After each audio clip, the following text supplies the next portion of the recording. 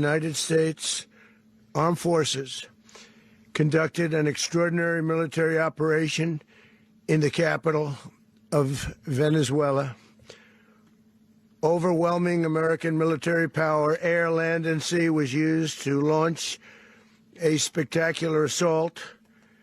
And it was an assault like people have not seen since World War II.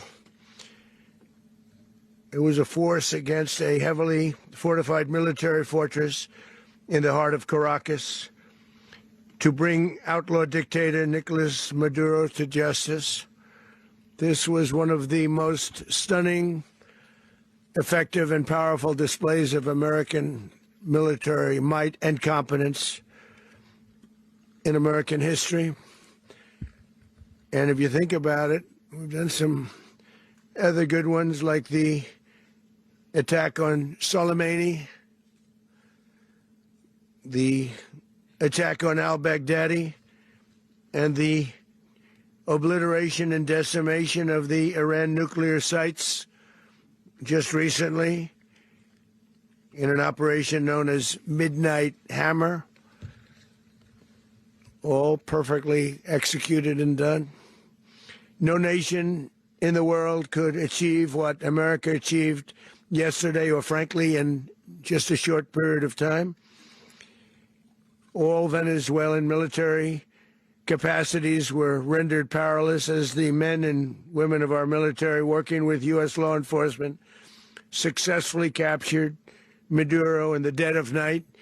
It was dark. The lights of Caracas were largely turned off due to a certain expertise that we have. It was dark and it was deadly. But captured along with his wife, Celia Flores, both of whom now face American justice.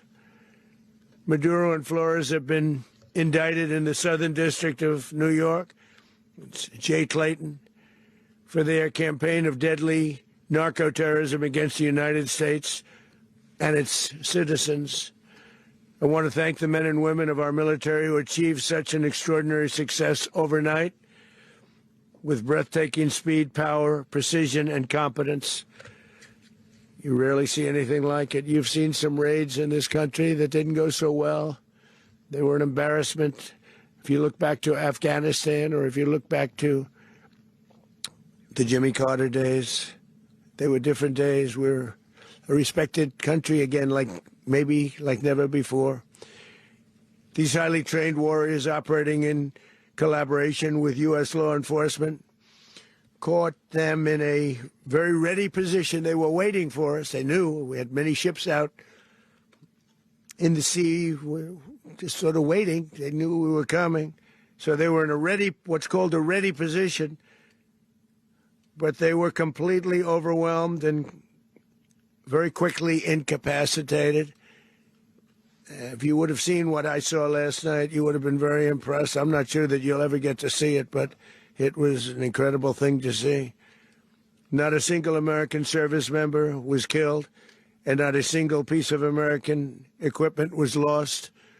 We had many helicopters, many planes, many people involved in that fight. But think of that, not one piece of military equipment was lost, not one service member was, more importantly, killed. The United States military is the strongest and most fearsome military on the planet by far, with capabilities and skills our enemies can scarcely begin to imagine. We have the best equipment anywhere in the world. There's no equipment like what we have, and you see that even if you just look at the boats. You know, we've knocked out 97% of the drugs coming in by sea. 90%. Each boat kills on average, 25,000 people. We knocked out 97%. And those drugs mostly come from a place called Venezuela. We're going to run the country until such time as we can do a safe, proper, and judicious transition. So we don't want to be involved with having somebody else get in, and we have the same situation that we had for the last long period of years. So we are going to run the country until such time as we can do a safe, proper, and judicious transition. And it has to be judicious because that's what we're all about. We want peace, liberty, and justice for the great people of Venezuela, and that includes many from Venezuela that are now living in the United States and want to go back to their country. It's their homeland. We can't take a chance that somebody else takes over Venezuela that doesn't have the good of the Venezuelan people in mind. We've had decades of that. We're not going to let that happen. We're there now, and what people don't understand, but they understand as I say this, we're there now, but we're going to stay until such time as the proper transition can take place. So we're going to stay until such time as we're going to run it, essentially, until such time as a proper transition can take place. As everyone knows, the oil business in Venezuela has been a bust, a total bust, for a long period of time. They were pumping almost nothing by comparison to what they could have been pumping and what could have taken place. We're going to have our very large United States oil companies, the biggest anywhere in the world, go in, spend billions of dollars, fix the badly broken infrastructure, the oil infrastructure, and start making money for the country.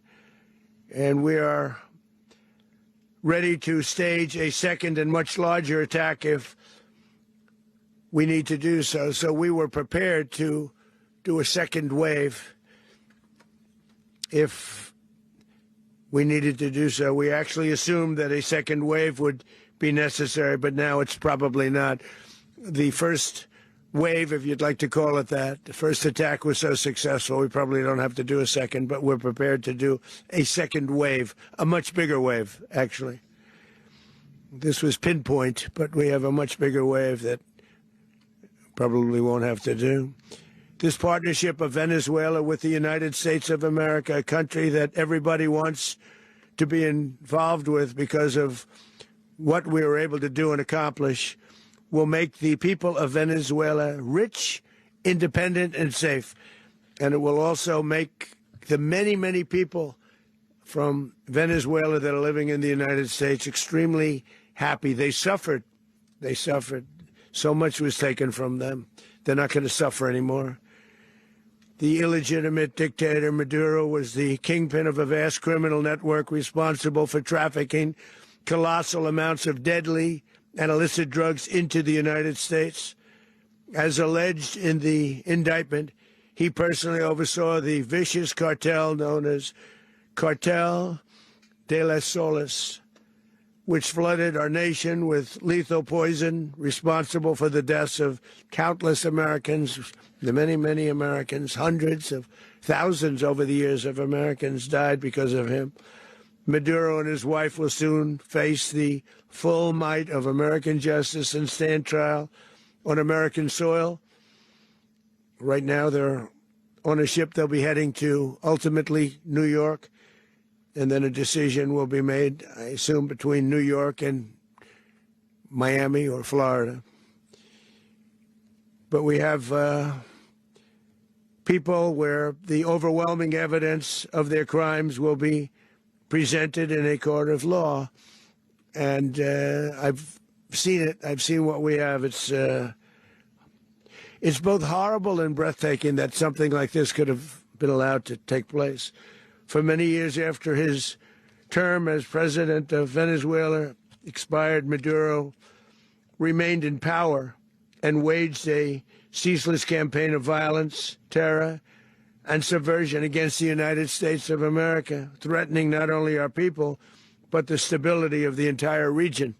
And you all saw it. In addition to trafficking gigantic amounts of illegal drugs that inflicted untold suffering and human destruction all over the country, all over, in particular, the United States, Maduro sent savage and murderous gangs, including the bloodthirsty prison gang Tren de Aragua, to terrorize American communities nationwide, and he did indeed. They were in Colorado. They took over apartment complexes. They cut the fingers off people if they called police. They were brutal, but they're not so brutal now. And I just have to congratulate our military, Pete and everybody, and our National Guard, because the job that they've done, whether it's in Washington, D.C., where we have a totally safe city, where it was one of the most unsafe cities anywhere in the world, frankly, and now we have no crime in Washington, D.C. We haven't had a killing. We had the terrorist attack a few weeks ago, a little bit of a different kind of a threat, but we haven't had a killing in a long period of time, 6, 7 months. We used to have two, on average, 2 a week in Washington, our capital. We don't have that anymore. The restaurants are opening. Everyone's happy. They're going, they're walking their daughters, they're walking their children, their wives. They walk to restaurants. Restaurants are opening all over Washington, D.C. So I want to thank the National Guard. I want to thank our military. And I want to thank law enforcement. It's been amazing. And they should do it with more cities. We're doing it, as you know, and we're doing it in Memphis, Tennessee right now, and crime is down. We've just sort of started a few weeks ago, but crime is down now 77%. And the governor of Louisiana called, great person, and he wanted us to help him, as you know, in a certain very nice part of Louisiana. And we have done that. And it was a rough section, and we have crime down. I understand it's down to almost nothing already after 2.5 weeks. New Orleans, it's down to almost nothing. And we've only been there for 2.5 weeks. Can't imagine why governors wouldn't want us to help. We also helped, as you know, in Chicago, and crime went down a little bit there. We did a very small help because we had no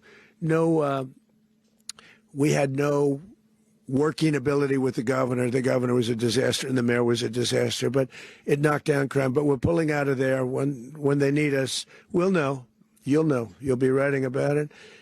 And likewise, Los Angeles, where we saved Los Angeles early on, where the head of the police department made a statement that if the federal government didn't come in, we would have lost Los Angeles. That's long after the fires. That's when they had the riots in Los Angeles. We did a great job. Got no credit for it whatsoever, but that's okay. It doesn't matter. We don't need the credit. But we'll be pulling out when they need us. They'll call, or we'll go back if we have to. We'll go back. But we did a great job in various cities. But the place that we're very proud of is Washington, D.C., because it's our nation's capital. We took it from being a crime-ridden mess to being one of the safest cities in the country. But the gangs that they sent raped, tortured, and murdered American women and children.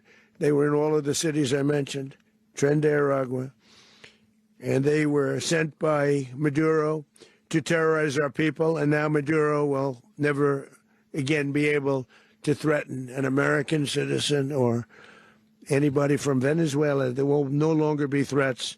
For years, I've highlighted the stories of those innocent Americans whose lives were so heartlessly robbed by this Venezuelan terrorist organization. Really one of the worst. One of the worst. They say the worst.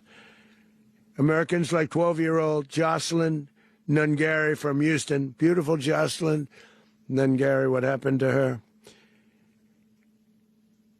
They, as you know, they kidnapped, assaulted, and murdered by Tren de Aragua animals. They murdered Jocelyn and left her dead under the bridge. There was a bridge that will never be the same to so many people after seeing what happened.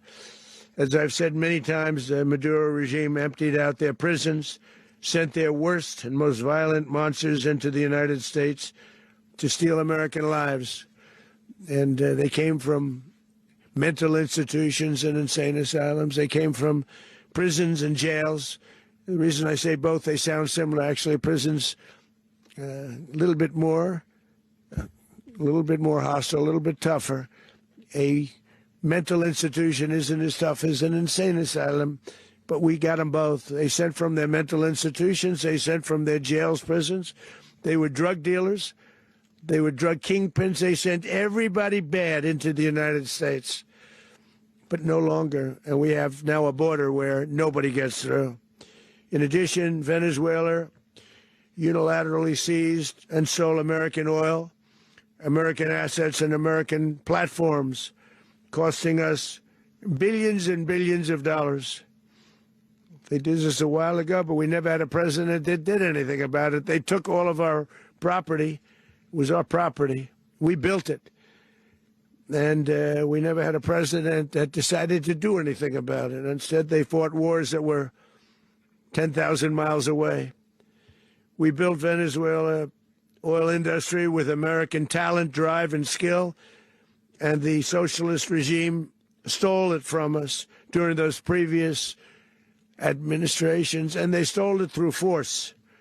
This constituted one of the largest thefts of American property in the history of our country. Considered the largest theft of property in the history of our country. Massive oil infrastructure was taken like we were babies, and we didn't do anything about it.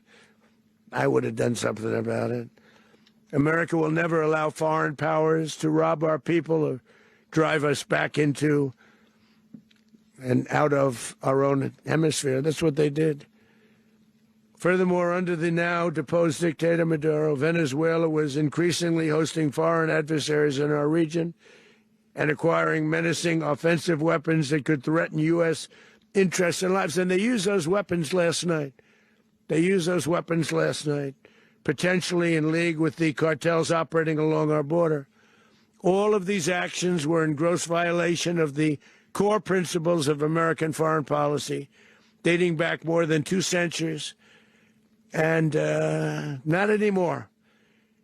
All the way back, it dated to the Monroe Doctrines.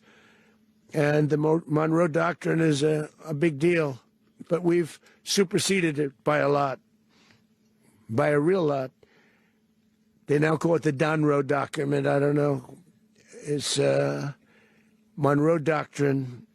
We sort of forgot about it. It was very important, but we forgot about it. We don't forget about it anymore. Under our new national security strategy, American dominance in the Western Hemisphere will never be questioned again.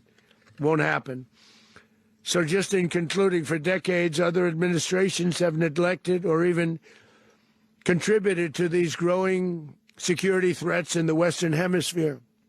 Under the Trump administration, we are reasserting American power in a very powerful way in our home region. And our home region is very different than it was just a short while ago. The future will be, and we did this in my first term. We had great dominance in my first term, and we have far greater dominance right now. Everyone's coming back to us. The future will be determined by the ability to protect commerce and territory and resources that are core to national security. These are core to our national security. Just like tariffs are, they've made our country rich, and they've made our national security stronger than ever before. But these are the iron laws that have always determined global power. And we're going to keep it that way. We will secure our borders. We will stop the terrorists. We will crash the cartels, and we will defend our citizens against all threats, foreign and domestic. Other presidents may have lacked the courage or whatever to defend America, but I will never allow terrorists and criminals to operate with impunity against the United States. This extremely successful operation should serve as warning to anyone who would threaten American sovereignty or endanger American lives. Very importantly, the embargo on all Venezuelan oil remains in full effect. The American Armada remains poised in position, and the United States retains all military options until United States demands have been fully met and fully satisfied. All political and military figures in Venezuela should understand what happened to Maduro can happen to them, and it will happen to them if they aren't just fair, even to their people.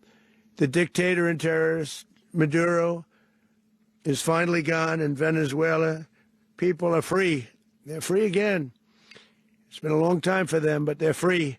America is a safer nation this morning.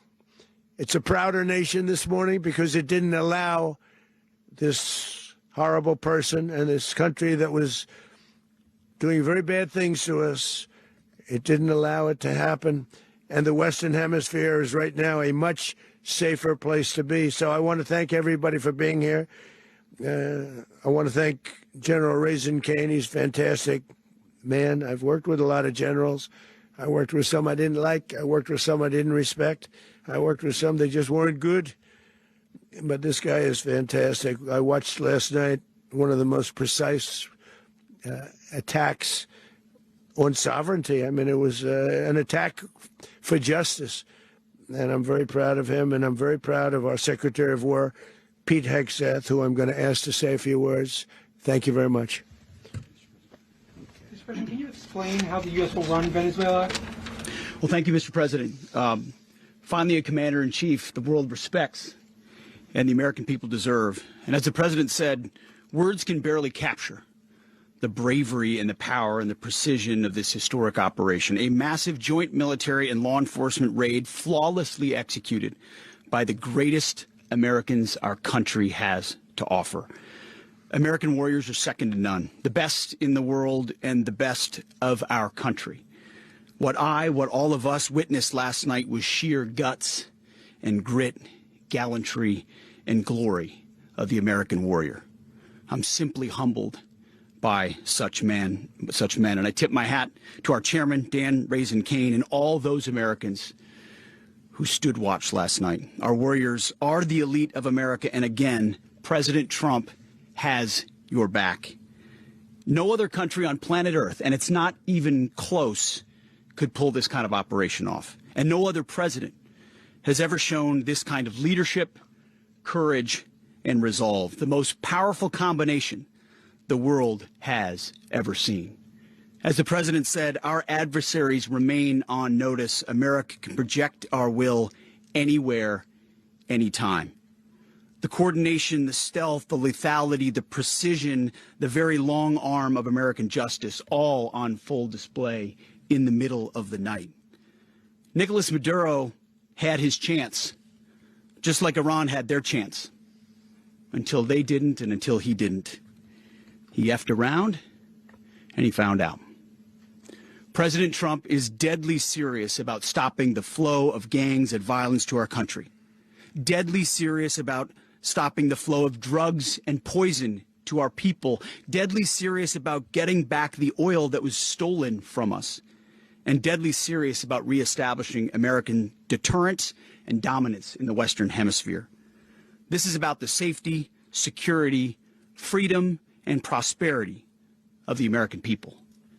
This is America first. This is peace through strength. And the United States War Department is proud to help deliver it. Welcome to 2026. And under President Trump, America is back. I'd like to welcome now our chairman, Chairman Caine, to give a few more details about the operation. Mr. Chairman. Thank you, Mr. Secretary. Thank you, Mr. President, and good morning. Last night, on the order of the President of the United States and in support of a request from the Department of Justice, as the President said, the United States military conducted an apprehension mission in Caracas, Venezuela, to bring to justice two indicted persons, Nicolas and Cecilia Maduro. This operation, known as Operation Absolute Resolve, was discreet, precise, and conducted during the darkest hours of January 2nd and was the culmination of months of planning and rehearsal, an operation that, frankly, only the United States military could undertake. What I'd like to do this morning is talk to you through some of the preparation and the details without compromising any of our tactics, techniques, and procedures. There is always a chance that we'll be tasked to do this type of mission again. Our interagency work began months ago and built on decades of experience of integrating complex air, ground, space, and maritime operations. While the past 2 decades have honed the skills of our special operations forces, this particular mission required every component of our joint force, with soldiers, sailors, airmen, Marines, and Guardians working in unison with our intelligence agency partners and law enforcement teammates in an unprecedented operation. We leveraged our unmatched intelligence capabilities and our years of experience in hunting terrorists, and we could not have done this mission without the incredible work by various intelligence agencies, including the CIA, NSA, and NGA. We watched, we waited, we prepared, we remained patient and professional. This mission was meticulously planned, drawing lessons from decades of missions over the last many years, many missions over these last many years. This was an audacious operation that only the United States could do. It required the utmost of precision and integration within our joint force. And the word integration does not explain the sheer complexity of such a mission. An extraction so precise it involved more than 150 aircraft launching across the Western Hemisphere in close coordination, all coming together in time and place to layer effects for a single purpose: to get an interdiction force into downtown Caracas while maintaining the element of tactical surprise. Failure of one component of this well-oiled machine would have endangered the entire mission, and failure is never an option for America's joint force. Those in the air over Caracas last night were willing to give their lives for those on the ground and in the helicopters. Let me talk a little bit about the preparation. After months of work by our intelligence teammates to find Maduro and understand how he moved, where he lived, where he traveled, what he ate, what he wore, what were his pets. In early December, our force was set pending a series of aligned events. Key was choosing the right day to minimize the potential for civilian harm and maximize the element of surprise and minimize the harm to the indicted personnel so, as the president said, they could be brought to justice. And as the president said earlier today, weather in Venezuela is always a factor this time of the year. And over the weeks through Christmas and New Year's, the men and women of the United States military sat ready, patiently waiting for the right triggers to be met and the president to order us into action. Last night, the weather broke just enough, clearing a path that only the most skilled aviators in the world could maneuver through. Ocean, mountain, low cloud ceilings. But when tasked with a mission, this organization does not quit. At 10:46 p.m. Eastern Time last night, the president ordered the United States military to move forward with this mission. He said to us, and we appreciate it, Mr. President, good luck and Godspeed. And those words were transmitted to the entire joint force. Over the course of the night, aircraft began launching from 20 different bases on land and sea across the Western Hemisphere. In total, more than 150 aircraft, bombers, fighters, intelligence, reconnaissance, surveillance, rotary wing were in the air last night. Thousands and thousands of hours of experience were airborne. Our youngest crew member was 20, and our oldest crew member was 49. And there's simply no match for American military might. As the night began, the helicopters took off with the extraction force, which included law enforcement officers, and began their flight into Venezuela at 100 feet above the water. As they approached Venezuelan shores, the United States began layering different effects provided by Spacecom, Cybercom, and other members of the interagency to create a pathway. Overhead, those forces were protected by aircraft from the United States Marines, the United States Navy, the United States Air Force, and the Air National Guard. The force included F-22s, F-35s, F-18s, EA-18s, E-2s, B-1 bombers, and other support aircraft, as well as numerous remotely piloted drones. As the force began to approach Caracas, the Joint Air Component began dismantling and disabling the air defense systems in Venezuela, employing weapons to ensure the safe passage of the helicopters into the target area. The goal of our air component is, was, and always will be to protect the helicopters and the ground force and get them to the target and get them home. As the force crossed the last point of high terrain where they'd been hiding in the clutter, we assessed that we had maintained totally the element of surprise. As the helicopter force ingressed towards the objective at low level, we arrived at Maduro's compound at 1:01 a.m. Eastern Standard Time, or 2:01 a.m. Caracas local time, and the apprehension force descended into Maduro's compound and moved with speed, precision, and discipline towards their objective and isolated the area to ensure the safety and security of the ground force while apprehending the indicted persons. On arrival into the target area, the helicopters came under fire, and they replied with that fire with overwhelming force in self-defense. One of our aircraft was hit but remained flyable, and as the President said earlier today, all of our aircraft came home, and that aircraft remained flyable during the rest of the mission. As the operation unfolded at the compound, our air and ground intelligence teams provided real-time updates to the ground force, ensuring those forces could safely navigate the complex environment without unnecessary risk. The force remained protected by overhead tactical aviation. Maduro and his wife, both indicted, gave up and were taken into custody by the Department of Justice, assisted by our incredible U.S. military with professionalism and precision, with no loss of U.S. life.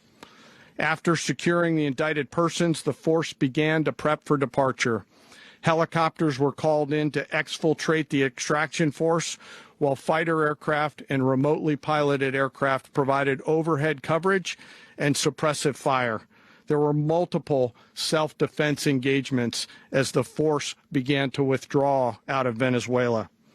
The force successfully exfiltrated and returned to their afloat launch bases, and the force was over the water at 3:29 a.m. Eastern Standard Time with indicted persons on board. And both Maduro and his wife were embarked aboard the USS Iwo Jima. In closing, what we've witnessed today is a powerful demonstration of America's joint force. We think, we develop, we train, we rehearse, we debrief, we rehearse again and again, not to get it right, but to ensure that we cannot get it wrong. Our jobs are to integrate combat power so when the order comes, we can deliver overwhelming force at the time and the place of our choosing against any foe anywhere in the world. I am immensely proud today of our joint force and filled with gratitude to represent them here today. There is simply no mission too difficult for these incredible professionals and the families that stand by them and support them.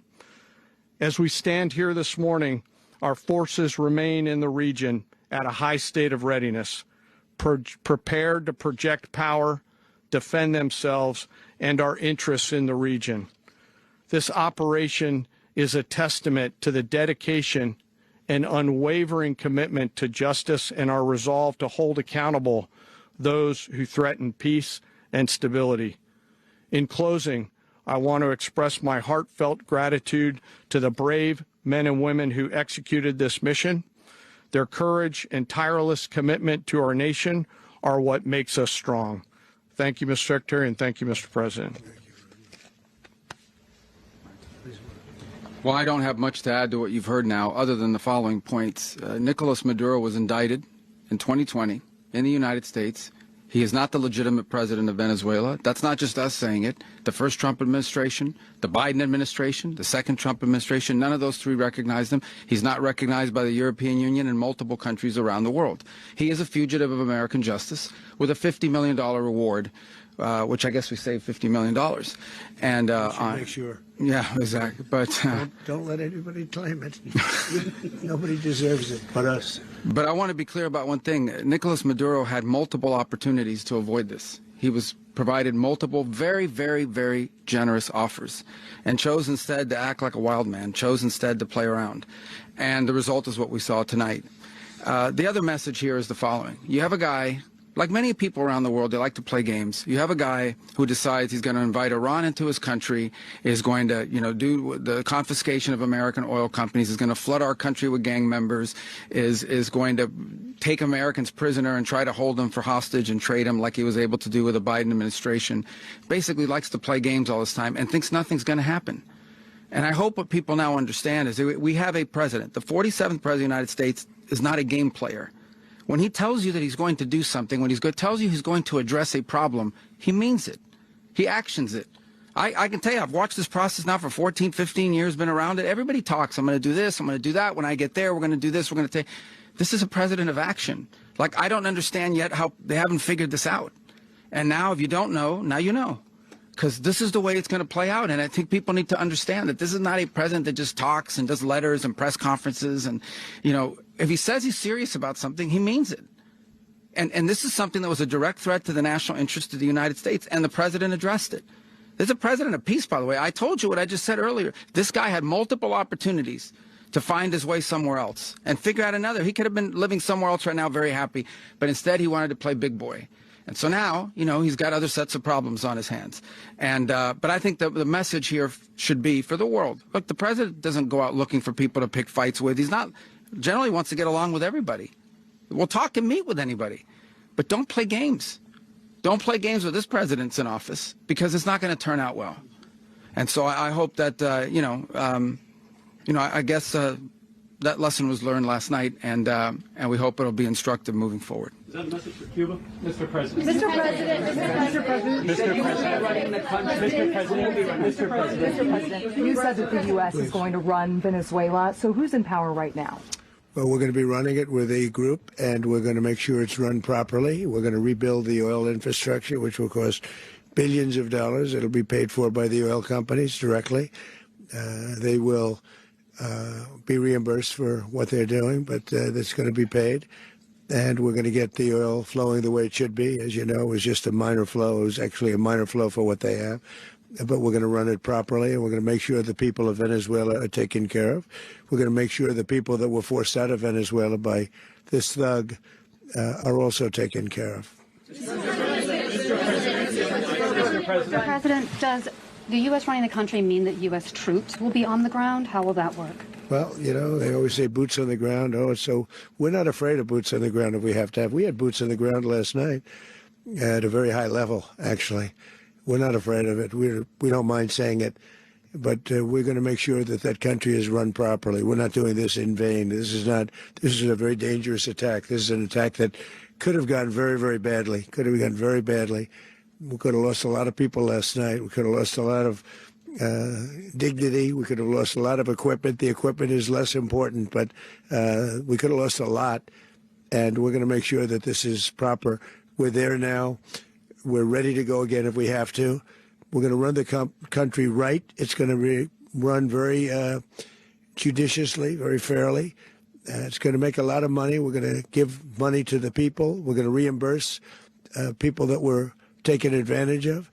We're going to take care of everybody. It's very important. We couldn't let them get away with it. They stole our oil. We built that whole industry there.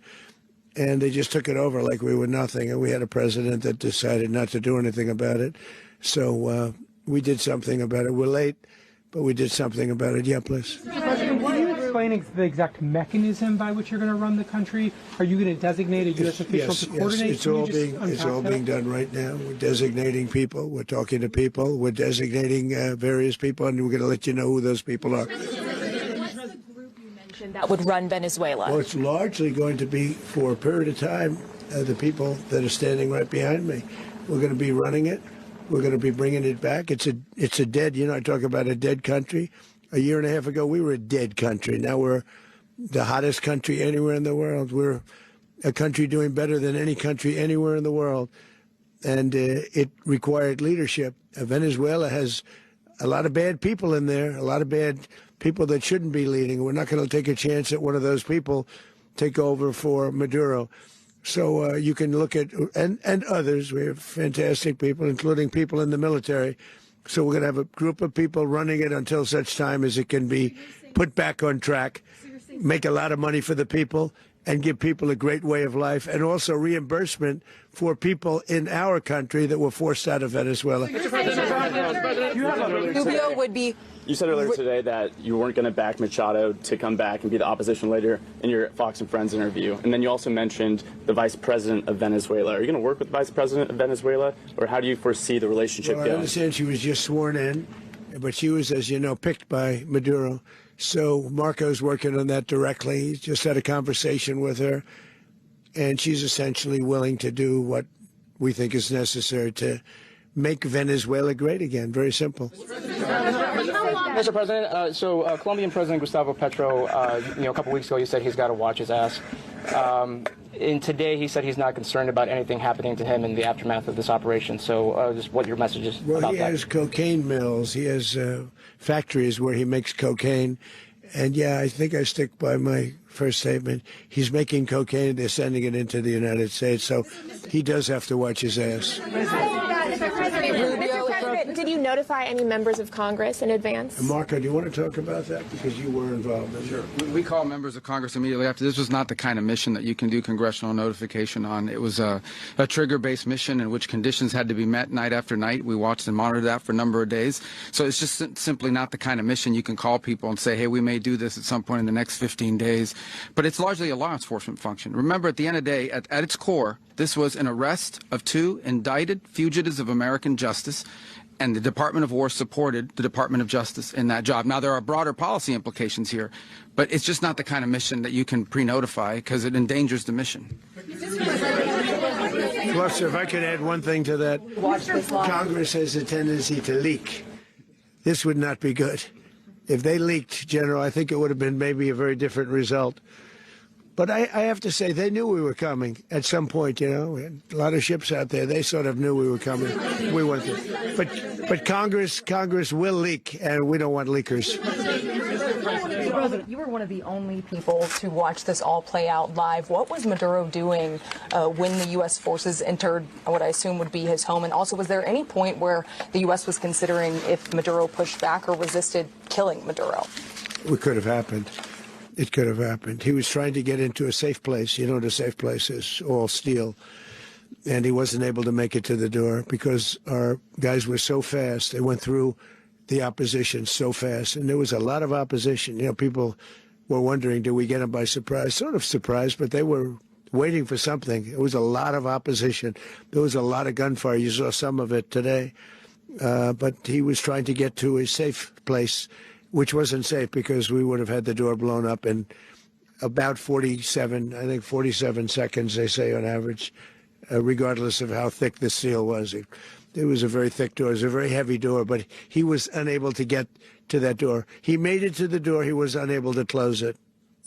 Go ahead, finish. Where is Maduro going to be in the time being right now? Do you know his exact whereabouts? Well, eventually, ultimately, in the near future, he's going to be brought to New York. And where is he going to be held? Where is he going to be held in New York? Do you know? That's going to be up to the officials that do these things. Mr. President, the U.S. has something of a mixed track record of ousting dictators without necessarily a plan for what comes afterwards. Did that weigh on your decision? Well, that's when we had different presidents, but with me, that's not true. With me, we've had a perfect track record of winning. We win a lot, and we win. If you look at Soleimani, you look at al-Baghdadi, you look at the Midnight Hammer. Midnight Hammer was incredible. Right now, you wouldn't have peace in the Middle East. We have essentially peace in the Middle East because of that. If we weren't successful with Midnight Hammer, you wouldn't have peace in the Middle East. So, with me, you've had a lot of victory. You've had only victories. You've had no losses. Yeah. President, can you? How long do you expect the U.S. to run Venezuela, and how soon do you want Venezuelan people to hold elections? So I'd like to do it quickly, but it takes a period of time. We're rebuilding. We have to rebuild their whole infrastructure. The infrastructure is rotted.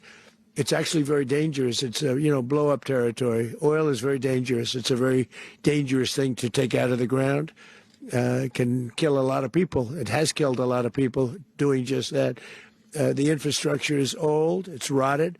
Much of it is stuff that we put there 25 years ago, and we're going to be replacing it. And we're going to take a lot of money out so that we can take care of the country. Yeah. Are you saying that Secretary Rubio and Mr. President, China, Russia, and Iran have interests in Venezuela. How does this operation affect your relationships with them when it comes to the oil and drugs? And Russia, Russia when we get things straightened out. But in terms of other countries that want oil, we're in the oil business. We're going to sell it to them. We're not going to say we're not going to give it to them.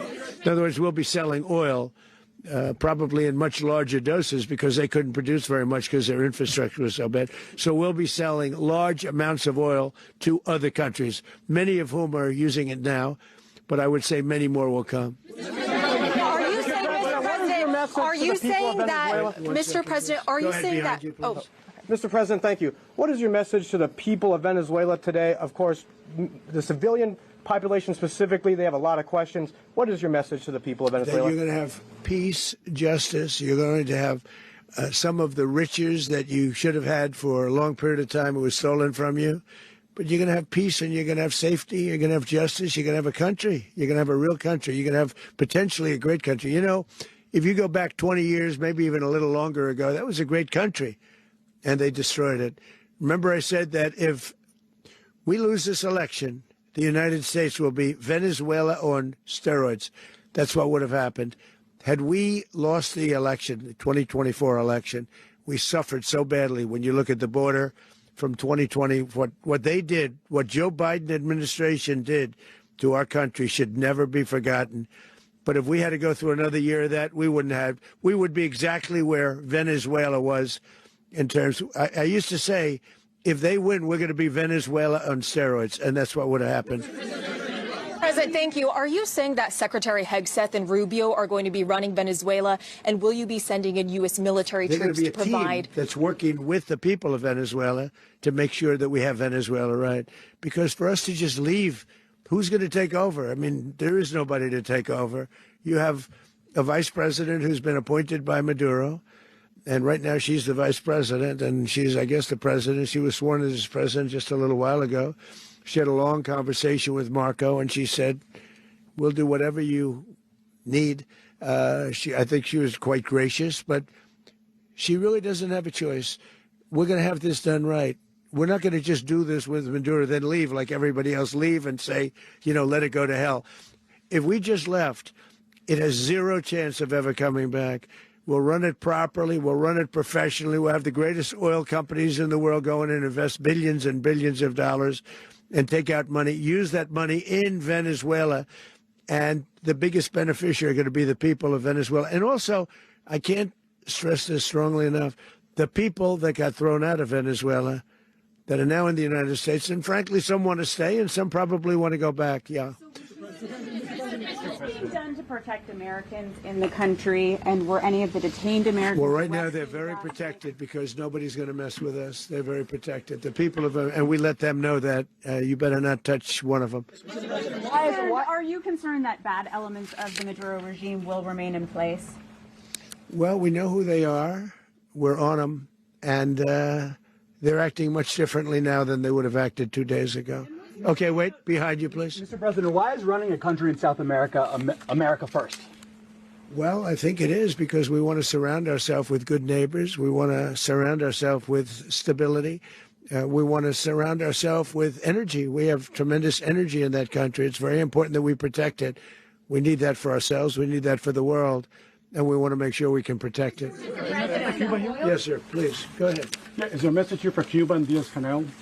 Well, Cuba is an interesting case. Cuba is, not doing very well right now. That system has not been a very good one for Cuba. The people there have suffered for many, many years. And I think Cuba is going to be something we'll end up talking about because Cuba is a failing nation right now, very badly failing nation. And we want to help the people of it's very similar in the sense that we want to help the people in Cuba, but we want to also help the people that were forced out of Cuba and living in this country. Do you want to say something about that, Marco, please? Well, I mean, I just gave you a statement a few minutes ago about, when the president speaks, you should take him seriously. Suffice it to say, Cuba is a disaster. It's run by incompetent, senile men, and in some cases, not senile, but incompetent nonetheless. It has no economy. It's in total collapse. And by the way, they were, all of the guards that helped protect Maduro, this is well known, their whole spy agency, all that were full of Cubans. I mean, it's amazing. This poor island took over Venezuela in some cases. One of the biggest problems the Venezuelans have is they have to declare independence from Cuba that tried to basically colonize it from a security standpoint. So, yeah, look, if I lived in Havana and I was in the government, I'd be concerned, at least a little bit. Cutting off the oil flow to Cuba from Venezuela? Well, the president already announced a week ago that anything that's sanctioned oil, it's not going to be allowed to get there. So that's a pre-existing. Mr. President. The answer is yes. Mr. President. Yes. Aware of the location of opposition leader Machado, and have you been in contact with her? No, we haven't. No, we haven't. Mr. President. Do you have any hesitations about Machado? Mr. President, on Monday. Oh, I think it would be very tough for her to be the leader. She doesn't have the support within or the respect within the country. She's a very nice woman, but she doesn't have the respect to be the leader. Mr. President, is it possible that the U.S. ends up administrating Venezuela for years?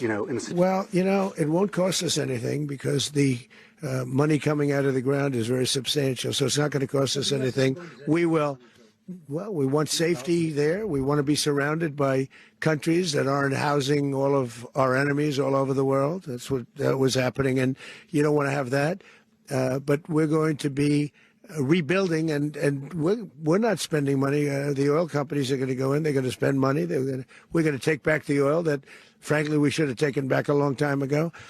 A lot of money is coming out of the ground. We're going to get reimbursed for all of that. We're going to get reimbursed for everything that we spend. So it's going to be a very important. This is a very big evening that took place last night. We have to be surrounded by safe, secure countries, and we also have to have energy. Very important. We have to have energy that's real energy, not where they're getting 4% and 5% of the energy out of the ground. You take a look. It was such a disaster. So what's going to happen with Venezuela, I think, over the next period of a year is going to be a great thing. And the people of Venezuela will be the biggest beneficiaries. Mr. President, U.S. military. Mr. President, thank you. What did you last speak to Maduro about when you spoke? And is the Well, I don't want to get into the conversations, but I did have conversations with him, and I said, you got to surrender. And I actually thought he was pretty close to doing so, but now he wished he did, yeah.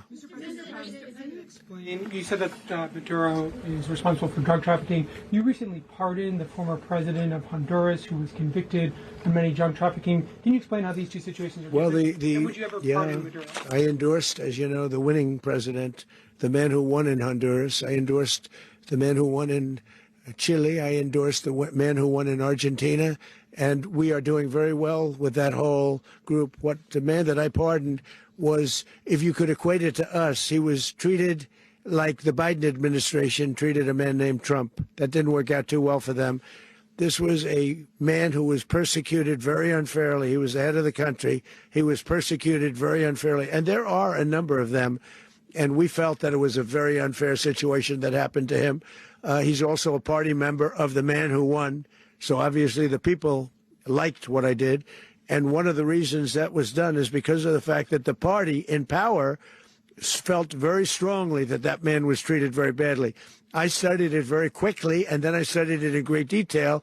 I went to a lot of the people standing behind me, and they felt that that man was persecuted and treated very badly. That's why I gave him a pardon.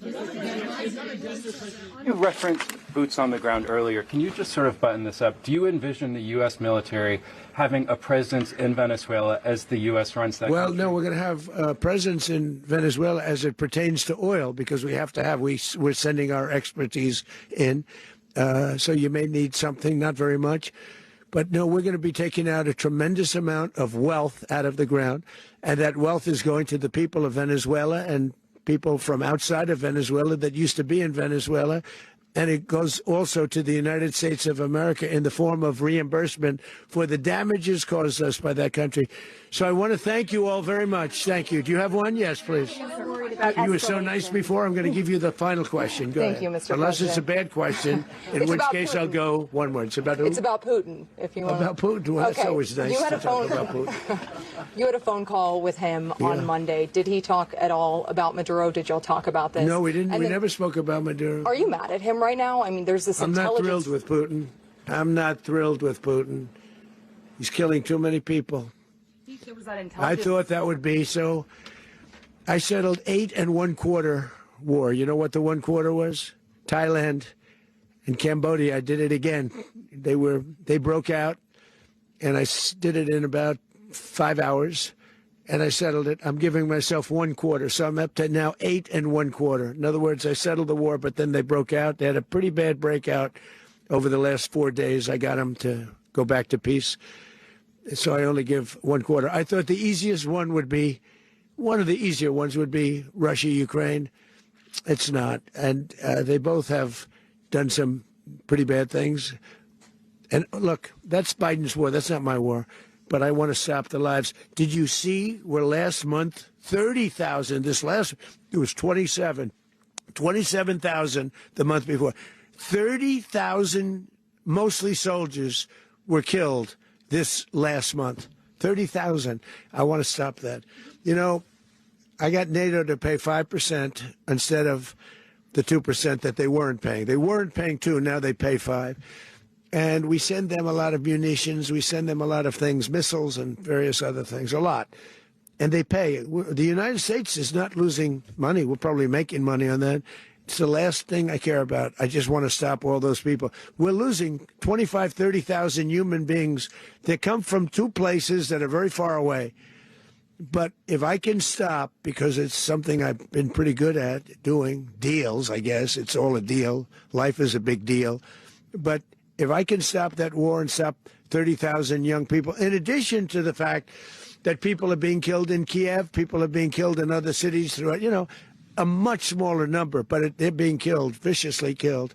So I'm not happy about it. I thought that would be something that would get solved.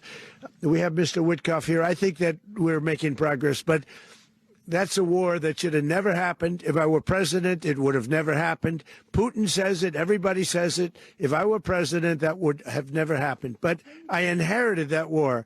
That was Joe Biden, Zelensky, and Putin. I came into the situation, and it's a mess. And I will say this. I watched an operation last night that was so precise, that was so brilliant. I mean, it was incredible. If we had our people, like this general, and our people involved, that war would not have gone on very long, that I can tell you. That war, to use an old term, that war has become a bloodbath, and we want it to get stopped. Thank you very much. All right, so there you have it, the President of the United States. He started this news conference almost exactly an hour ago, and it's been going on for a whole hour. Elena Treen, our White House reporter, I want to start with you. The President did say, we are going to run the country, referring to Venezuela. And then he said, we want peace, liberty, and justice for the people of Venezuela. Then he repeated, we are there now, but we're going to stay. We're going to run it. What is he talking about? I mean, that is just remarkable comments from the president. And he did appear, I mean, he didn't really answer some of these questions specifically. I commend some of the reporters in that room who are trying to get clarification on what do you mean the U.S. is going to be running the country? Who is going to be running the country? What does that mean? He seemed to he kind of seemed to say that they would be working, the administration, in close coordination with a group of people inside Venezuela or Venezuelans themselves potentially. But again, this is me reading between the lines of what he said. It's not entirely clear. In order to have, temporarily, essentially, run the government for a period of time. He said that eventually, until elections can be called, or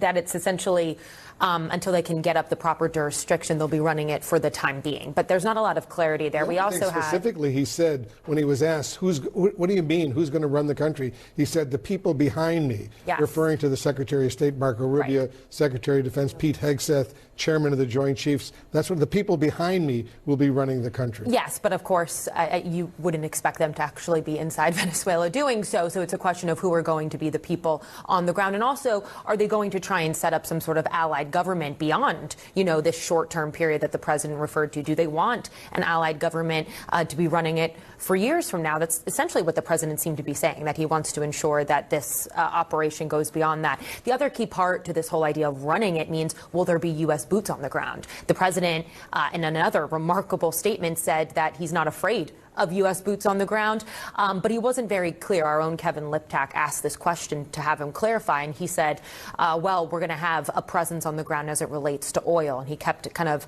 referencing that he wants to have the United States help take over and kind of have different oil companies go in to kind of remake the energy infrastructure inside Venezuela now that Maduro is no longer there. And so a lot of questions still that have gone unanswered, but I think him saying that the U.S. will run it and this idea of not being afraid of boots on the ground, major implications moving forward. And Sabrina, he did say that the U.S. had boots on the ground last night when they took over and captured Maduro, and he was very proud of that, repeatedly praising the military operation, the U.S. boots on the ground. So should we anticipate that the next phase of whatever is going to happen in Venezuela will involve U.S. military personnel, significant numbers of boots on the ground based in Venezuela? Well, I think two things. I think you saw General Caine lay out the details of this operation. Yeah, Chairman of the Joint Chiefs. And this was an incredibly complex operation with 150 aircraft used, for just some,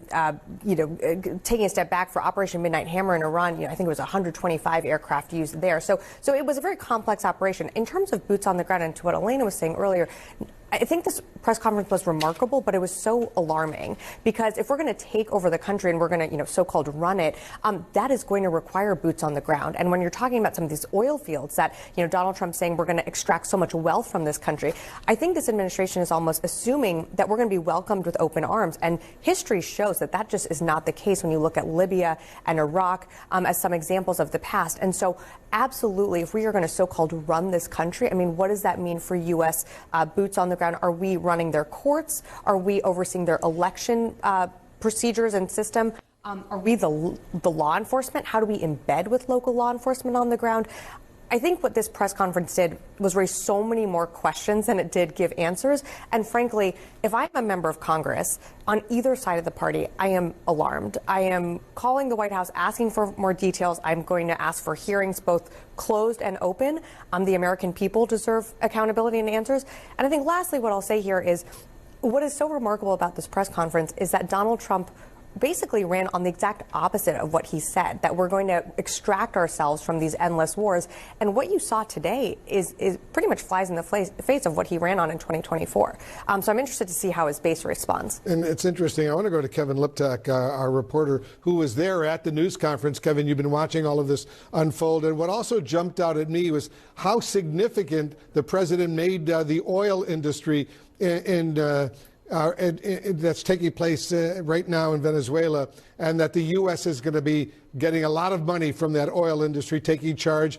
He was suggesting repeatedly that the Venezuelan government of Nicolas Maduro had stolen the U.S. involvement in the oil, take that money. He wants that money for the United States because Venezuela does export a lot of oil right now. And that jumped out at me that one of the main reasons that he wants U.S. boots on the ground is to take charge of Venezuela's oil industry. Yeah, and we know that this has been kind of a fixation of the president throughout this entire pressure campaign. His mind has been, of course, on the drugs and the migrants, but it has been almost single-handedly focused on the oil. And we've heard that from officials behind the scenes, and of course it has spilled out into public view as well. Venezuela obviously sitting on the world's largest proven oil reserves, but mostly not operating at capacity because the country is under so many world sanctions, and the president seeming to suggest that now that Maduro is gone and now that the U.S. is what the president described as running Venezuela, that could essentially be opened up. But it was, pretty striking. I asked the president, towards the end of this press conference, does he envision a prolonged American military presence on the ground in Venezuela? Because throughout it all, he was quite vague about what actually it meant for the U.S. to be running that country. And his answer was focused almost entirely on the oil. And so I think if you were watching and perhaps concerned that the U.S.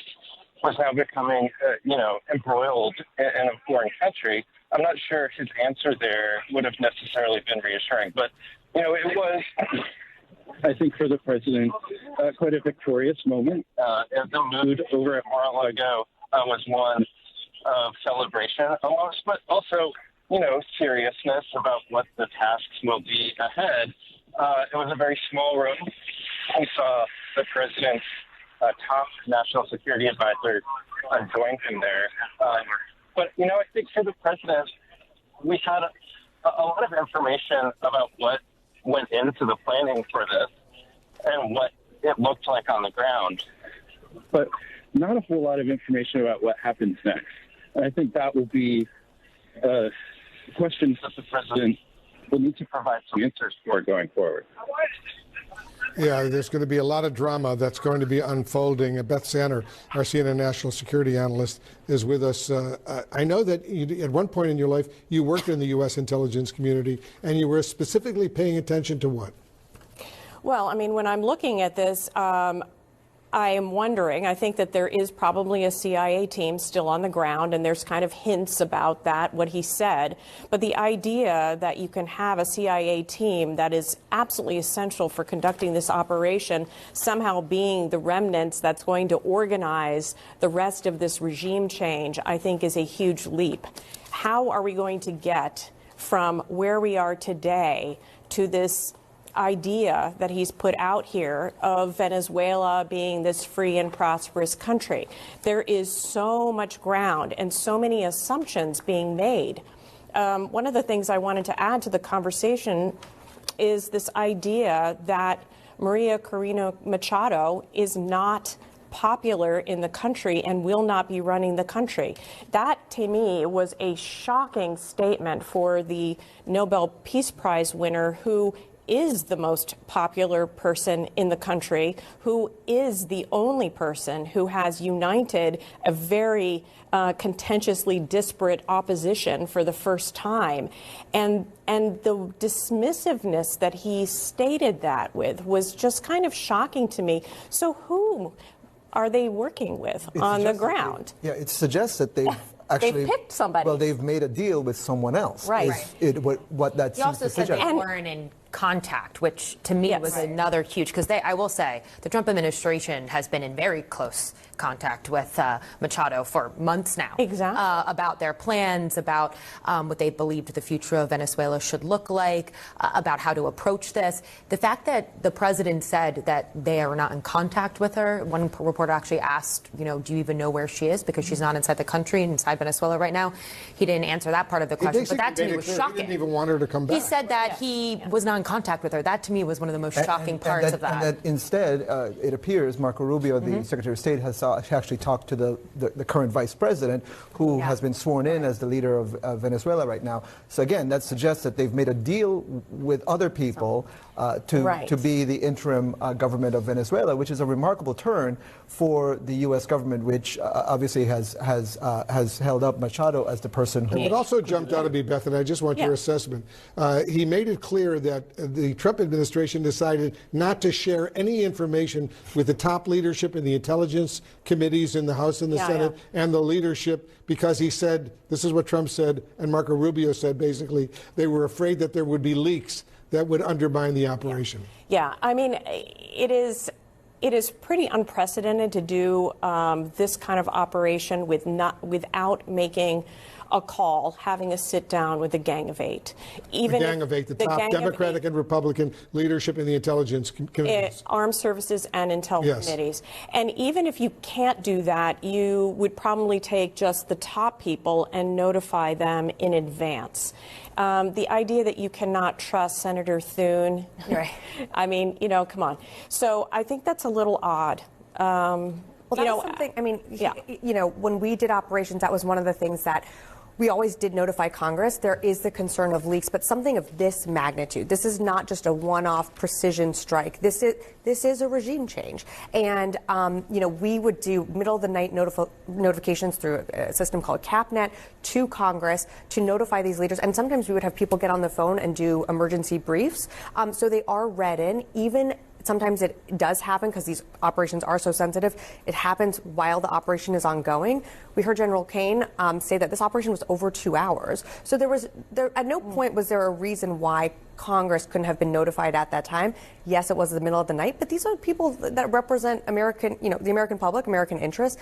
And frankly, I know from having gone through experience with this, when we did not notify Congress about some of our operations well in advance, I mean, we faced a lot of heat for that, and there were hearings, and I do hope that Congress holds this administration's feet to the fire, because they do deserve to know, and especially in an operation like this. And so many of those, the Gang of Eight, as we call them, and so many of those House Armed Services and Senate Armed Services, House Intelligence, Senate Intelligence Committee, they are all veterans. Almost all of them have a military background in which they were personally involved in very sensitive classified operations. No, absolutely. And I think the word choice of Secretary Rubio was so important there. He said that he notified members of Congress immediately after, so clearly making clear that it didn't happen before or during, as Sabrina pointed out.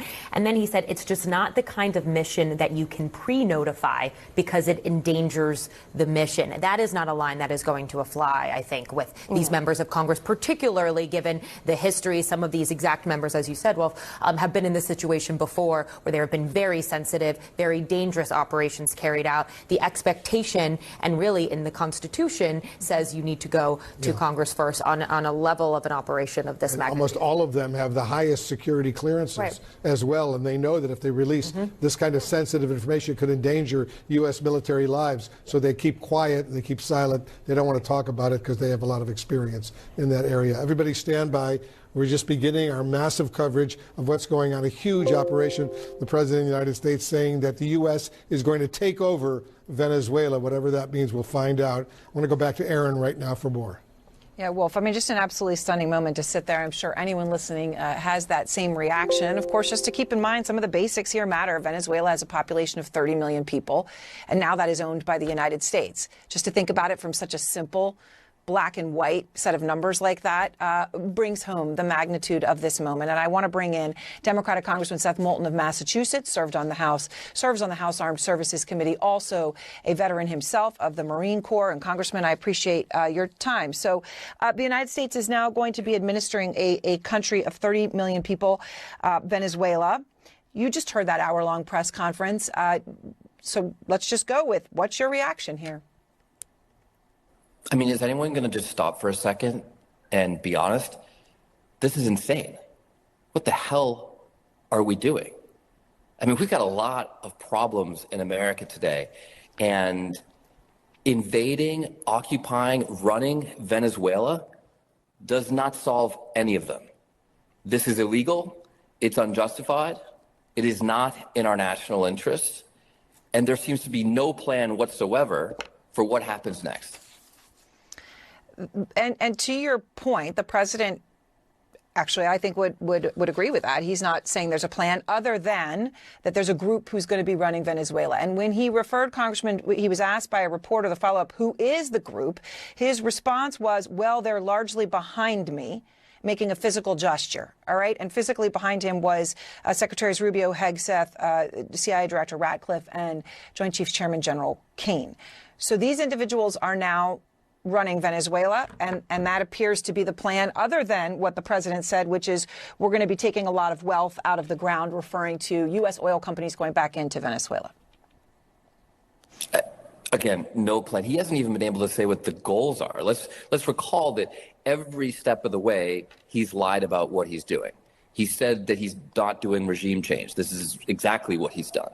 He said this war was about the drugs. I think we all know that it's not going to stop drugs. He first said it was about fentanyl, then it turns out fentanyl doesn't come from Venezuela.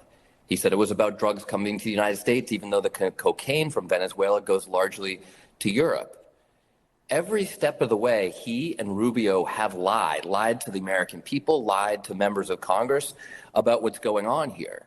So maybe this is all about the oil and he's just trying to steal their oil. But we don't know because we can't trust anything the president says. I will also note just on the oil, and this is something we're going to be delving into as the coverage continues here. Obviously, the Venezuelan oil, such that it is a heavy sour crude. The biggest buyer of it right now is China, up to 60 to 80%. So now you have the United States controlling oil that was going to China, just to make the geopolitical potential implications extremely and excruciatingly clear here, Congressman. Were you briefed on any of this? Rubio saying that right afterwards, they didn't trust Congress before because you guys would leak. But now, but that they called afterwards. When did you find out? I mean, let's just be clear. There's no instances of Congress leaking stuff, or at least not certainly the Armed Services Committee leaking things in recent memory. The Department of Defense, the Secretary of Defense himself, of course, has leaked classified information. So the issues with leaks comes exactly from the people standing behind the president. When we had briefings on Venezuela, we asked, are you going to invade the country? We were told no. Do you plan to put troops on the ground in Venezuela? We were told no. Do you intend regime change in Venezuela? We were told no. So in a sense, we have been briefed. We've just been completely lied to. Well, as you describe it, those would be obviously point blank lies. Okay, from the just take invasion here as one point. You know, obviously General Caine was laying out the minute by minute of what happened. President Trump was talking about that big steel door and how Maduro was trying to get through it. And the way Trump described it, he couldn't actually shut the door, that they were able to snatch him before he was able to get into that safe area. So they were describing the actual raid itself. Then they said, okay, as part of this, General Caine laid out, Congressman, and you heard this, 20 bases, that assets from 20 bases were involved in this, over 150 aircraft, which Sabrina Singh just laid out is actually 25 more than were used in the Iran operation. What does the scale of this operation signal to you in both your role as Armed Services Committee, but also as a veteran?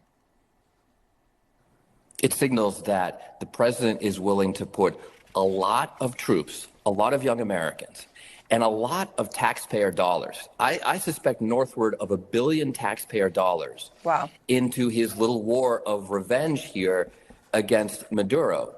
And this is all money, by the way, that he's not willing to spend to pay for your health care, that he's not willing to spend to make things more affordable here in America, that he's not willing to spend to actually pursue his America First agenda.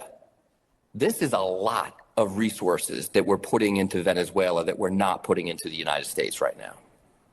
Congressman, one other thing that the president said, I mean, there were many, but there was something he said at the beginning, which I want to come back to. And that was when he specifically and explicitly brought up the Monroe Doctrine, right, which was the doctrine set up under that gave the United States control over this hemisphere, right, and that he was going to reassert that. And then he called it the Monroe Doctrine, obviously playing off of his own name. What do you think is really at stake here, Congressman Moulton? If you look at any country in this hemisphere and say, what is more of a potential spark point? It'd be hard to find one more than Venezuela, where I just mentioned China is the biggest buyer of the oil. Russia also has a notable presence. It just means, once again, the president is showing that under his so-called leadership, you cannot trust the United States. You know, when I was on the ground in Iraq, our Marine General Mattis, had a saying for the Marine Division. Our motto was "No better friend, no worst enemy." That meant that you took being an ally of the United States Marines seriously. You also took being an enemy of the United States Marines seriously. Our allies could trust us to be by their side. Our enemies could trust us to be against them. Well, we don't know what that means anymore, because Putin is our friend, according to Trump. And yet Maduro, who poses no imminent national security threat to the United States, is an enemy worth committing American troops to. Our allies in Europe don't trust us. We're pulling out of Asia, where we should be there, preventing a war with China. We are all over the place, and that's why this is so insane. And it's also worth saying that the parallels with Iraq are unmistakable. You know, Bush said there was WMD in Iraq. Turns out that was a lie. Trump just made up fentanyl being WMD, which doesn't even come from Venezuela, just to justify this war. We said that this wasn't about regime change, but it is. We said we would be in and out of Iraq. Same with Venezuela. We were in Iraq for 20 years. Now we're going to run Venezuela. And at the end of the day, the cost is your taxpayer money and the lives of American troops put on the line for a president's whim. This is not in our national interest. It's not what we should be doing. And that's why it's got to stop. Congressman Moulton, I very much appreciate your time. And a crucial point you raised there, of course, if the standard is fentanyl and other drugs, the United States, I guess by that logic, would be taking over other countries, including Mexico. We could go anywhere. I appreciate your time in this very crucial and sober moment. I want to be joined now by CNN Chief International Security Correspondent Nick Payton-Walsh. Nick, into this giant vacuum of power, which is the United States of America now in charge, ostensibly Trump and his leadership team in charge of a country now with 30 million additional people. You are doing reporting, have had a chance to speak to some of the, well, I guess what the question is, what are they now, leaders in Venezuela? What are you finding out? Look, I mean, it is fascinating to pick apart exactly what President Trump said there. He said we will run Venezuela, but he later went on to seemingly explain a bit more the mechanism. He said that his Secretary of State, Marco Rubio, stood behind him, had a long conversation with someone called Delcy Rodriguez, the vice president of Nicolas Maduro, essentially his deputy. And I quote here, Rubio had a conversation with her. She is willing to do what we need to make Venezuela great again, essentially suggesting, and Trump went on to clarify, that Delcy Rodriguez, the vice president, has in fact been sworn in now as president of Venezuela, something I wasn't sure we were publicly aware of at this point, essentially saying the mechanism through which the United States is likely to run Venezuela, certainly for now, until this safe transition can be worked out that the president spoke about, is using Delcy Rodriguez, Maduro's vice president. Now, that is a significant distance, frankly, from the United States taking over the running of the country. He's essentially saying that the conversation between Marco Rubio, his national security advisor and Secretary of State, with Maduro's constitutional successor, Maduro's vice president, went well enough that he believes that that person and that mechanism can be trusted to run the country in such a way that pleases this White House. That's what we seem to learn here. Now, obviously, there's a lot in that at times not entirely coherent statement we heard from the president, which leaves holes for change. But the thing that startled me the most was he twice said that Secretary of State Marco Rubio had spoken to Delcy Rodriguez. That is unprecedented, really, to remove Maduro like that and then have a long call with his deputy.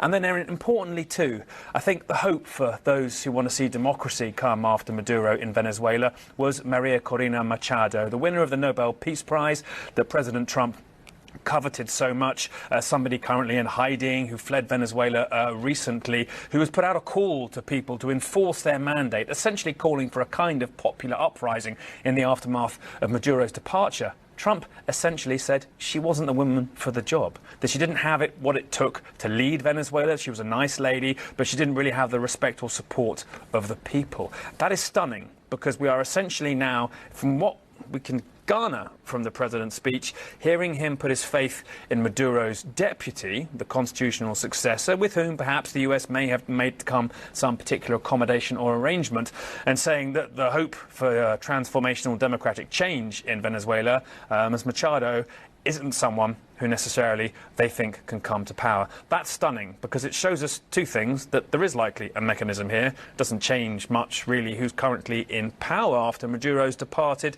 and that indeed they're not suggesting that a wider democratic transformational change may immediately be ahead. All this could change. This could be a temporary mechanism we're seeing here now, but I think that was one of the details lost in the president's speech there, was Marco Rubio has twice spoken to the immediate successor to Nicolas Maduro, and it seems like Delcy Rodriguez, his vice president, is sworn in now as president and is likely to be agreeing to do the administration's bidding going forwards. The phrase, make Venezuela great again, suggesting that perhaps Trump believes she is someone who can play a role in the future there.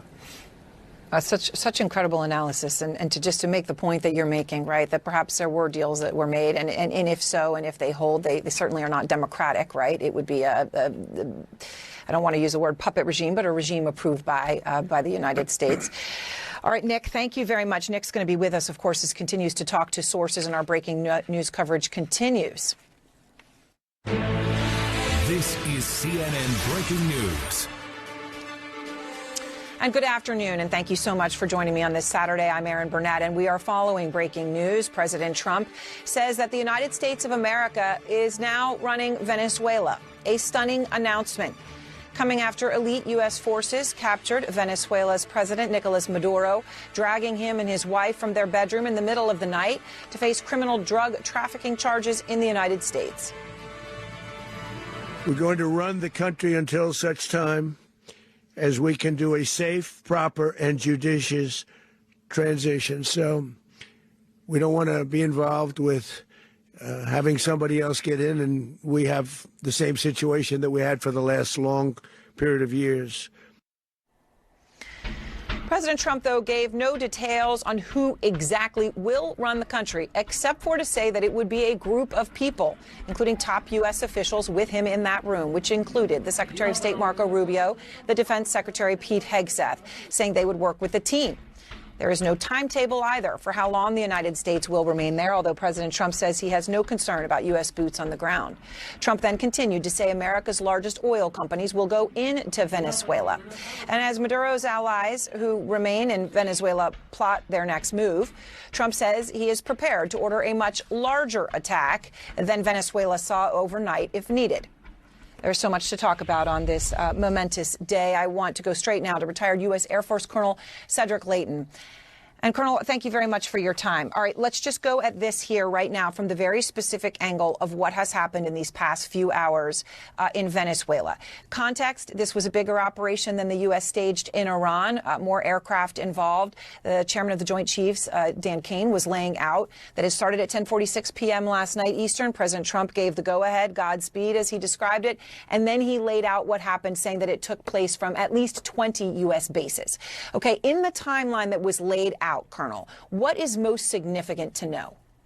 Well, there's several things, Aaron, that are really key to this operation. One of them is that there were 150 aircraft that were part of this whole thing. So when you look at this, you have to look at it as being, I guess the best analogy would be a ballet in the sky. What you're looking at is all kinds of different types of aircraft going in. So you've got fighter aircraft like the F-35 and the F-22. You have F-18s, which are also fighters. You then have reconnaissance aircraft. You have refueling aircraft. You have then, of course, the Special Operations Forces. Once all that has been cleared, you have the helicopters coming in. So the way to look at this is a very intense operation that took months to plan. And the key takeaway is that this required a lot of planning and a lot of really working out the kinks before this operation was actually conducted. And there were a couple of operational details to talk about here. I mean, one thing, of course, is it is pretty stunning what the American military was able to pull off, right? Separate from any analysis of where we go now and what should have happened or did happen, obviously their execution was flawless. Now, Trump talked about a couple of things, Colonel, in there that I wanted to ask you about, and then see what else stood out to you. He said it was dark, lights of Caracas were largely turned off, and then he added, due to a certain expertise that we have. Obviously referring to something that the U.S. would have done to essentially turn off the grid in Caracas. So he mentioned that. Then he also mentioned that this was this heavily fortified military installation in the center of Caracas, as he described it, and that Maduro and his wife are there, and that there was a room that Trump mentioned they could have essentially within 47 seconds blown apart, right, or blown the door off of. But the Maduro wasn't actually able to get into this steel fortified room, as Trump described it, in time. What details like that stood out to you, and what do those details mean that Trump revealed? So when you look at the way the aircraft actually came into this area, they really, in essence, put out what would be called suppressing fire to the entire area. So what they did was they destroyed the air defense systems that the Venezuelans had, and they made it really hard for them to continue to operate. So when you talk about the power outage, that it has basically the hallmarks of a cyber attack. That's the kind of thing that we worry about in the cybersecurity field quite a bit, because that really affects everything else. So you take out the power, and then when you go into the details, the very tactical details of the kind of room that Maduro was in, the kind of safe room that he and his wife could have gone into and were about to go into, according to what the president said, that really speaks to the type of precise intelligence that the Special Operations Forces had to have in order to conduct their mission and to execute it flawlessly as they did in this case. All right, and just to be clear, intelligence like that, and I know we've reported on a CIA intelligence operative. Interesting that Trump and Rubio had an exchange where they talked about that they saved $50 million, which was the reward for information leading to the arrest or detainment of Maduro, and that they didn't have to spend it. I just mentioned that in the context.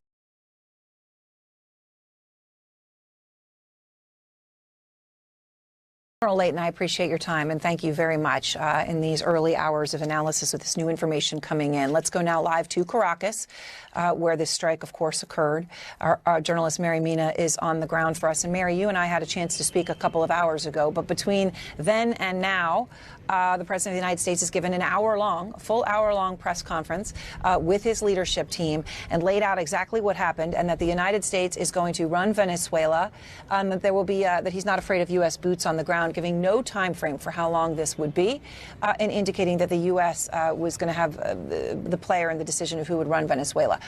Okay, in these minutes post that, what is the reaction there? And are you even able to give us a sense of how aware are people in Venezuela right now about what the president just said? I mean, what are communications like? What is the awareness of what's just happened from the president of the United States? Well, first of all, as I was listening to President Donald Trump, what he was saying about 150 airplanes participating, helicopters, it was remarkable how that appears to be what really happened, because if I remember what happened during the early hours of the day, it was something like that, like I hear multiple planes and helicopters and a rumbling loud sound in Caracas for about 45 minutes. The reaction, there's no immediate reaction from Venezuelan government officials. We heard from them early in the morning. We haven't seen them because they have appeared on national television over the phone, but not in presence. The state channel keeps sending a message of tranquility, of peace, showing images of the country in peace, and also saying that some government supporters are gathering in areas where Nicolás Maduro is receiving support, like the west of the city around the presidential palace in Caracas. So far, most people have decided to remain at home or to buy some food in those places that are still open, like pharmacies or supermarket. But the majority of Venezuelans are following the news through international channels like CNN.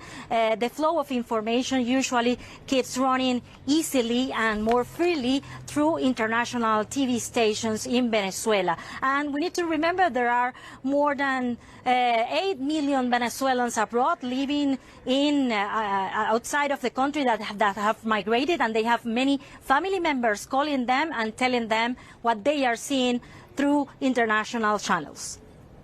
All right, Mary, thank you very much. And just so fascinating there when you talk about the national television broadcasting those images of peace and tranquility. But that you're saying that there are channels such as ours, which are available there for people to see. All right, Mary, thank you very much. Mary, as I said, when you look behind her, that is the view that she has there from Caracas right now. We're going to be going back to Mary throughout our breaking coverage here. Thank you so much. And when we come back, more on what we're learning of the dramatic operation itself. Right here is the first image we have of Nicolás Maduro, tweeted out by President Trump, of him in essentially a sweatsuit with handcuffs on in the darkness of night when he was taken by U.S. Special Forces. We'll be right back. Death Camp, The Mushroom Murders, now streaming on the CNN app.